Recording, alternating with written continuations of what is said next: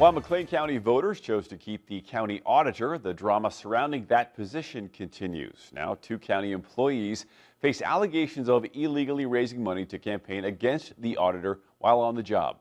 Sam Matheny in studio with a look in our top story. Sam. Tyler, Assistant State's Attorney Trevor Sierra is alleging the current county administrator, Cassie Taylor, violated county ethics rules by soliciting donations in a campaign to eliminate the county's auditor's office. Last week, he admitted to having a role in it.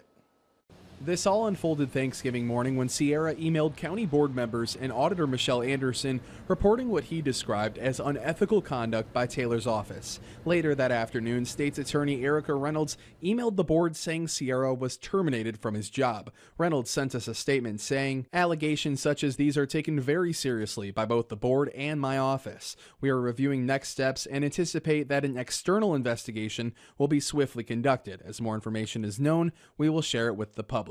In the email, Sierra said Taylor approached him 3 separate times in September and October, asking him to donate money to a political action committee that was formed to eliminate the auditor's office. Sierra admitted to contributing around $500 to the campaign while at the government center in downtown Bloomington, which is a violation of the county code. I called Sierra and he declined to talk more about the allegations. In his email to the board, he wrote, "I regret my participation in these activities and offer my sincere apologies to County Auditor Michelle Anderson, each of you, and most importantly, the taxpayers of McLean County. I went to the government center to ask County Administrator Cassie Taylor about the accusations against her.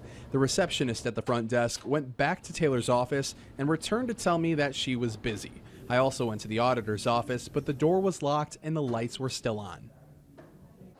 And I called the Illinois Attorney General's office this afternoon to see if any complaints have been submitted or if any investigations have happened yet, but I did not hear back. Taylor also did not respond to our request for comment. Tyler, back to you.